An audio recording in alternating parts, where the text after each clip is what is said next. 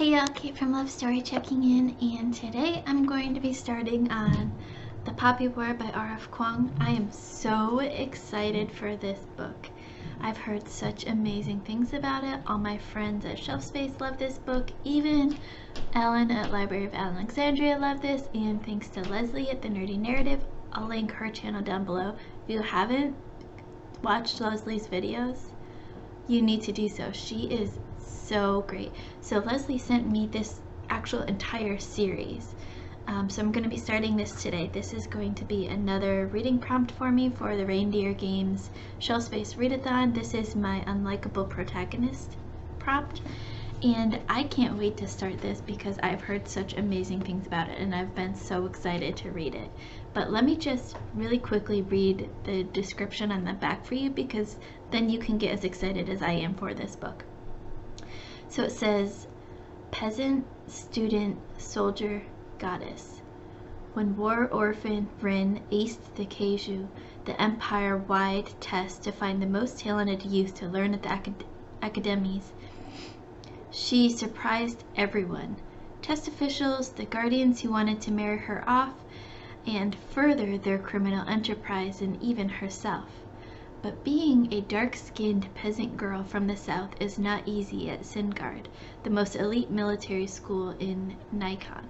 Targeted by rival classmates for her color, poverty, and gender, Rin discovers that gods long thought dead are very much alive, and that she possesses a lethal, unearthly power, an aptitude for the nearly mythical art of shamanism that could be the weapon the Empire desperately needs. While Nikara is at peace, its enemy and former occupiers, the Federation of Mugen, bides its time, and a third Poppy War is just a spark away. Rin's shamanic powers may be the only way to save her people. Yet, as she discovers more about the god that has chosen her, the vengeful Phoenix, she fears that winning the war may cost her humanity, and it may already be too late. That just sounds amazing. It gives me goosebumps just reading the description. So I can't wait to start The Poppy War by RF Kuang for my unlikable protagonist prompt. I'm told that it definitely fits this prompt by many who have read it, and I can't wait to get started. Once again, thank you, Leslie from The Nerdy Narrative, and give a shout out to Lizzie from Copperfish Books. Lizzie helped Leslie hook me up with the entire series for the Poppy War series. I'm not even sure what the actual series is called. This is also RF Kuang's debut novel, and I've just heard fantastic things about it, so I can't wait to get started. But thank you, Leslie, and thank you, Lizzie, and I'll also link Copperfish Books website here in the description because I've heard such amazing things about their bookstore, and they ship nationwide, and they are just a fantastic independent bookstore, and so I gotta give a shout out to them and support them too. But I'm going to leave it there and just jump right into the Poppy War, and I can't wait. I'll check in with y'all again soon. Bye. Hey y'all, so yesterday I started The Poppy War by RF Kuang, and I absolutely love it so far. I'm only through 2 chapters, but this writing is so different. I love her writing style because it's so different than a lot of writing that I've been reading lately, and it's reminiscent of the,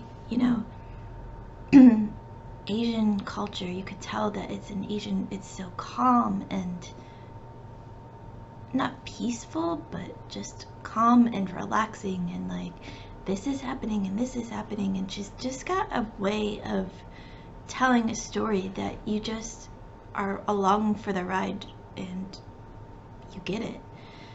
So in chapter 1 we meet Rin, who is our protagonist and our main character. She's a war orphan from the other Poppy Wars. I think it was the second one they said, and she studies for 2 whole years for the Keiju, which is a test to essentially get into the academy or university, so that way she can get away from her abusive aunt and uncle who had arranged for her to marry this wealthy inspector to make their illegal opium dealing easier. So Rin studies relentlessly, sometimes even forcing herself to stay awake so she can study more. She burns herself every time she catches herself falling asleep, and so now she's got all of these scars on her arms and her hands. And not only does she pass the test, but she scores first, the highest in her entire village, which means that not only does she get to go to university, but she can go to the one that will pay for your tuition. So she doesn't have to. One of the things when she tried to talk to her aunt about this test was the aunt asked, well, how are you going to pay for tuition?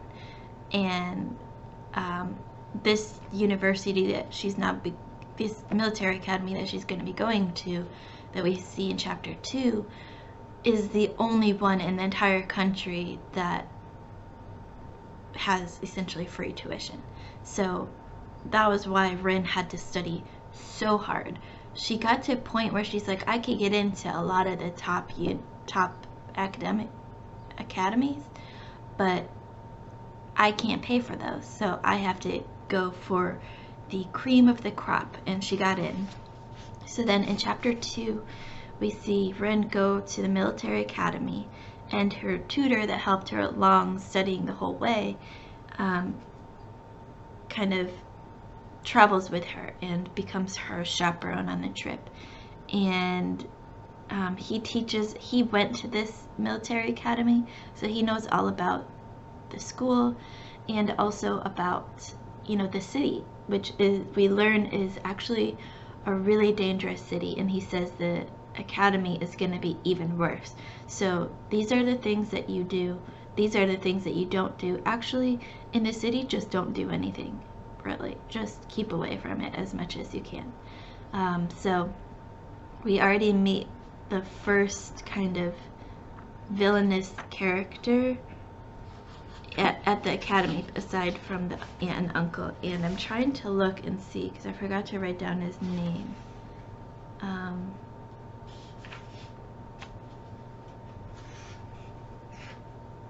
Yen Neza. So Neza is going to be, I'm guessing, one of the other central characters that we follow. He's a spoiled rich kid at the military academy, which is a lot of the students there. And so him and Rin don't get along at all at first. So I'm really excited to keep reading the Poppy War. Thank you once again, Leslie, at the Nerdy Narrative. Make sure you go check her out for sending me this book and the other 2 books in the series. I absolutely can't wait to keep going, and I'll check in with y'all again soon. Bye. Hey y'all, checking in now on Poppy War. I got through a couple more chapters yesterday, so just wanted to check in really quick before I jump back in. So in chapter 3, we see the students will learn all their subjects for 1 year, and then the masters will assess each student during their trials and determine their proficiency in the subject. And if the master desires, the student will become an apprentice to the master. And if not, then the student must leave the academy. And we learn that the academy has an 80% retention rate. We also meet the first female opposition to Rin, who is Venka, and we also see some of Rin's first classes and learn a bit of history about the academy and the city. In chapter 4, we see Rin's training. We learn a little bit about Elton, who is the popular guy, and everyone wants to see him fight because he's supposed to be a legend at the school. We see him fight a lot of people, and I took out just this one quote so far. Rin let out a breath she hadn't known she was holding. In chapter 5, Rin gets kicked out of martial arts class because she was fighting her nemesis. Then we see she gets sick and woke up covered in blood, and she learns that she just had her first period. She's menstruating, and she learns that the physicians have a concoction that will kill the womb and end menstruation forever. and Rin drinks it, of course, and then the theory master says that he wants Rin as an apprentice because she's intriguing to him, if she passes the trials, of course. She finds a way to study martial arts without class in the library. And then in chapter 6 we meet Jing, who is the master that is never at class, the lore master that no one wants anything to do with, and he decides that he'll teach Rin martial arts. So that's my check-in on the Poppy War. I can't wait to keep reading. This is so good. Thank you for recommending it, Leslie. Such a good book. I love the pacing of it. It's like you don't realize how much you're reading until you look at the page count and you're like, oh wow, I got through all of that today. It's not too slow, it's not too fast. It feels like just the right amount of pacing, and I'm loving it so far. So I'm gonna go back and continue reading it a little bit more. Bye. Hey y'all, it's Kate. Happy Christmas Eve. If you celebrate, happy Thursday. If you don't, I'm checking in now on the Poppy War. I've gotten through a couple more chapters and so much has happened. So I'm through the first part. I think it's just the first part of this book, and I can't wait to keep reading. But first, let me check in. So in chapter 6, I guess the rest of the chapter 6, because I checked in on part of it yesterday.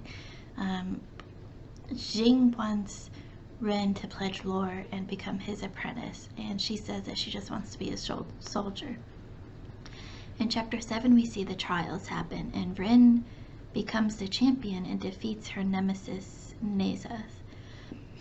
And she gets 2 bits and pledges lore to Jing, because in her fight with Neza in the trial, she unleashed the same thing that Elton had, and Jing was the only one that wasn't afraid of her and was able to actually help her. So she thinks he'll have answers for her. In chapter 8, Rin goes home with Kite for break, and she sees the city. We learn that Neza's father, who is the dragon warlord, is not at the parade, and this is suspect because everyone else is there. Rin has some kind of connection with the Empress through their eyes. And then in chapter 9, this is a long chapter, so bear with me. Jing told Rin that she called a god during the tournament, and one answered, and that's what happened to her. He says that she needs to suspend her disbelief in order for everything to work. And Jing gets high during the lessons. We learn that tensions are rising in the Horse Province, and people are dying. The Federation Emperor, who is essentially their enemies, is dead, and his son takes over, who's supposed to be even worse. And then Jing sends Rin up the mountain with a flask and says she'll know when it's time to come down, and eventually, after many days, she communes with the gods. And it's crazy, like my words can't even do it justice because this chapter was nuts. This chapter is also the chapter where I'm starting to see maybe where, like, everyone told me that Rin is an unlikable protagonist, and it would fit that prompt very well. And up until about chapter 9, I didn't really see it, but now I think I'm starting to see it. They say it doesn't really come until the end of book 1, the Poppy War, but I think I'm starting to kind of see what it's hinting at. So I'm very excited to continue reading this, and I will check in with y'all again very soon. Have a great day. Bye. Checking in now on the Poppy War. So I haven't checked in a couple days because of the holidays, so I've got a lot to update y'all on, so just bear with me. So in the Poppy War, we've gone through almost 10 chapters now. So in chapter 10 we learn about Tyri, who is, I think, someone like Rin, like Elton, and we learn that he's the Empress's assassin, and the Empress kills him by drowning him. I'm wondering, and I think it's hinted at by RF Kuang, that the Empress is the Viperess that we've heard in the stories that Rin heard at school. We also learn that the Seer sees war and the end of the world, and the Gatekeeper is still alive. And a quote I pulled out from chapter 10, war doesn't determine who's right, war determines who remains. And this is an important lesson that everyone should remember. A lot of people think that war is something that only the winner, like the truly right, win war, and the winners are those that are moral and right, and the evil die in war. But this is totally not true. If you've ever seen any kind of war movie, you know that the innocent die also in the war. And also in chapter 10, we learn that Singard is going to be attacked. In chapter 11, we see that attack on Singard, and Jiang and Rin called on the gods. And I'm wondering if Rin is one of these three that we've learned about in her lessons with Jiang. In chapter 12, the masters don't know what to do with Rin. Okay, so in chapter 11, Rin, when she calls on the gods, she goes on this killing spree, and she saves Neza is kind of attacked by the general, and she thinks he's dead. She saves him. She goes on this crazy attack and kills their general with her fire powers, and everyone is like freaked out. In chapter 12, we learn the masters don't know what to do with Rin, what's happened to her, what her limits are. We learn that Neza is alive, but has had many operations, so they're not sure if he'll make it, or if he does make it, if he'll walk again on his own. We also learned that when Jiang called on the gods, he kind of disappeared in the veil, and no one knows where he's at. There's literally no trace of him. He disappeared without a trace. We learned that Kide has been made a junior officer, and he's off to fight with his division, and Rin is going to join the Psych, where Elton is their new leader. Tyree was their leader, and then obviously he was killed, so Elton took over. In chapter 13, we learn that Elton trains Rin, and they make it to Cardalian, which is the last frontier of the war, and this is the place that has survived the last two Poppy Wars, and they're hoping it'll be able to survive yet another one. And here is where Rin meets other shamans like herself, and she learns that different gods give different powers. In chapter 14, they all prepare for battle, and we learn that Elton doesn't need any aid to call on the gods. Like, Rin needs poppy seeds, other shamans need other aids to call on their gods, but Elton doesn't need anything. He just always has that flame burning in him. And they have this crazy attack plan, defense plan, the Psych do, and they stop the supplies going to the Federation army and save the day, essentially. In chapter 15, we see that during the surrender talks with the Federation, the city is blown up, so the talks were a ruse, which Zhang thought it was, but no one listened to him because he's usually paranoid like that. And their general is decapitated, the Federation's general. In chapter 16, we learn the devastation of that attack. 600 are dead, 1,000 are wounded, and only 50 of them were soldiers, and the rest were civilians. The Federation then moved on to a neighboring town, and we learn that we see Neza, who is alive and walking just fine, and the division come to help. And this brings up something with Neza. He's unnaturally healed quickly. In chapter 17, Enki thinks that Neza is a shaman because of how quickly he's healed from his last attack. And a creature has attacked the city, a chimera. It takes off people's faces and can impersonate anyone. Rin thinks Jian accidentally let it in, and who knows what else when he disappeared into the veil, and Rin and Neza fight the Shime and defeat it. In chapter 18, Korra's brother, Elton's lieutenant, returns, and then in chapter 19, the Federation attacks again with a gas bomb this time, and Neza is captured. All but one of Zhen's men were lost to the gas, and Rin stood up to Elton and was able to channel her anger and hatred into fire for a second. And so this recap doesn't really do this book justice, just like everything else in this vlog. This book goes into such detail in the battles and the training and everything. It's amazing. Y'all gotta read the Poppy War because it's amazing, and my vlog doesn't do it justice. I can't, without sitting here and reading the whole book out to you, I can't do it justice. So just know that whatever I've just described is tenfold in this book, and it's incredible. And that's it for now. I'm hoping to finish this book today. I'm at that point where I can't stop now, but I'm also at that point in my other book, so I'm hoping to finish both of them today, really. We'll see where it goes, but that's it for now, and I'll check in with y'all again soon. Bye.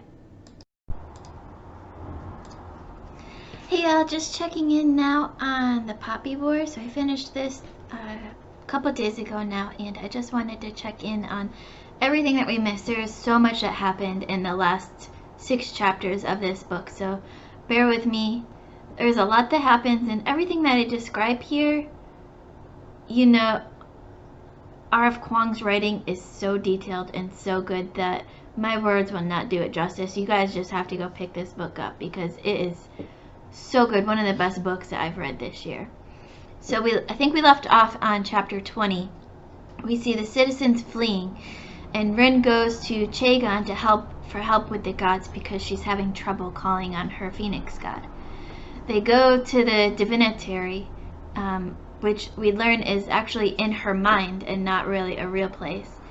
And the answer that they get is that they need to go to Golanice, which is like the main capital city, because the Federation army have found the mountain pass to get there. So they thought they had it all blocked with the river, but the army found the mountain pass, so they didn't need the river. And we also learned that this is confirmed by a prisoner of war that they had already locked away. In chapter 21, we see them riding through a river of blood, literally. We learn that Golanice, there was a ginormous massacre. Hundreds are dead, and they were killed in endless ways. Every time Rin and the crew come across someone new dead, there's a new way that they were killed, a different way. We learn that Kite, who is, if you remember, one of Rin's friends from the academy, he's alive. He survived. He was hiding under essentially dead bodies of his fellow soldiers to stay alive. So Kite tells everything that happened at Golanice to the crew. And we also learn that Vanka is alive too, but she has been brutally tortured and raped, and she had a hard time, and she just wants everyone in the Federation army dead to be repaid for what they did to her and all the women there. In chapter 22, we learn that Elton is addicted to opium, and he wants to release all the psych. The dangerous ones, the ones that are locked inside the Chulu Korg, he just wants to unleash them all on the Federation army and have his revenge. Cora and Chaegon are leaving, and Rin decides that she's going to go help Elton. In chapter 23, we get the story of the Chulu Korg, and Rin and Elton leave for Stone Mountain, where the Chulu is located. We learn that you can't kill a shaman who is fully possessed. They just lock them away in the Chulu Korg instead of killing them because you can't kill them. We find Jing there, and we learn that he is this gatekeeper that everyone's been talking about. And Jing refuses to open the gate for Elton because he knows the devastation and the destruction that's going to happen if all of these gods are let out. He says that these gods are the only thing that they know is destruction. You can't control them. They just do whatever they do.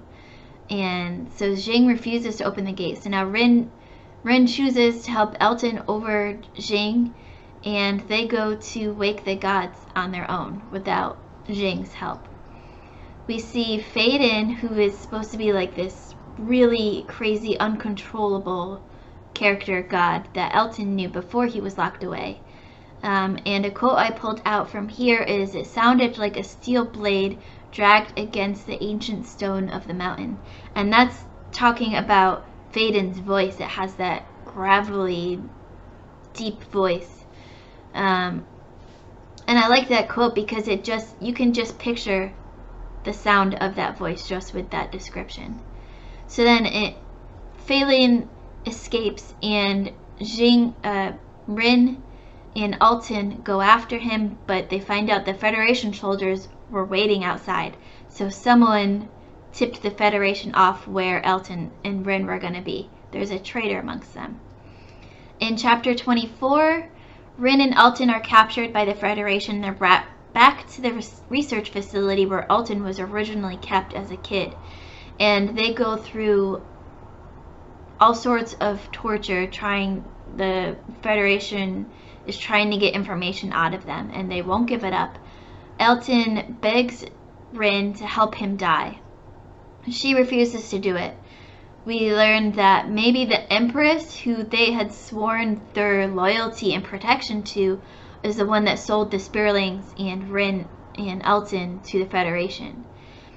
Rin and Elton fight back. They kill Shiro, the main torturer, and Elton sacrifices himself in a ginormous ball of flames to destroy the research facility and everything there. In chapter 25, we see Rin swimming toward Spear and her freedom. She finds the Temple of the Phoenix, and we learn that the woman blocking the Phoenix that Rin hasn't been able to get past is Terza, who was the leader that gave up Spear in the legends that Rin learned. And she tells Rin that revenge will only bring you pain. And I just loved that quote because it's so true. So she finally is defeated. Rin asks the Phoenix to destroy the Federation, and in return, she pledges an unending flow of blood.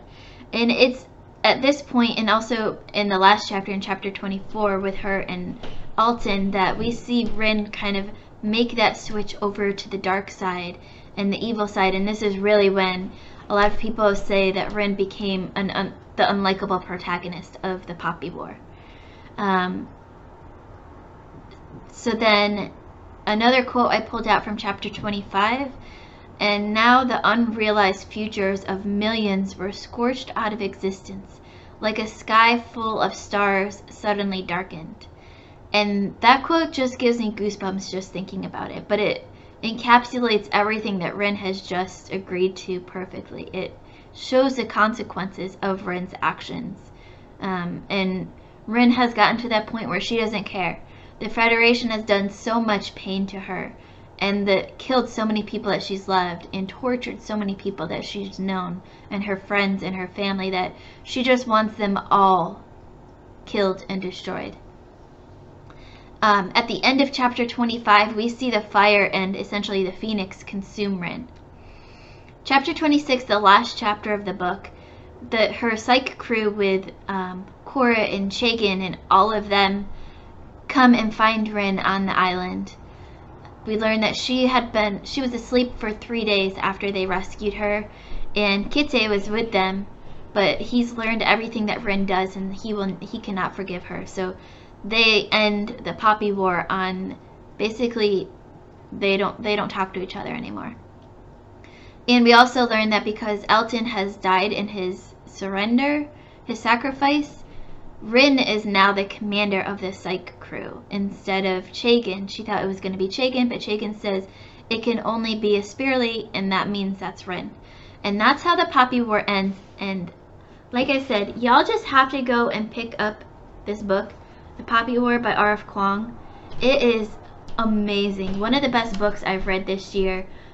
Definitely 5 stars. I'll have a review coming a little bit later today, but go and pick up The Poppy War. I can't wait to get into the other 2 books. You can see them behind me. The Dragon Republic and the Burning God, those 2 white books up there. I can't wait to get into those. I'm going to be starting that probably in January. Thank you again to Leslie at the Nerdy Narrative for sending me this series. I love you forever. You are awesome. If you haven't checked out Leslie's channel, go check it out. I'll link it here. She is so much fun and so fantastic and one of my favorite people. But that's it for now, and I'll check in with y'all again soon. Bye.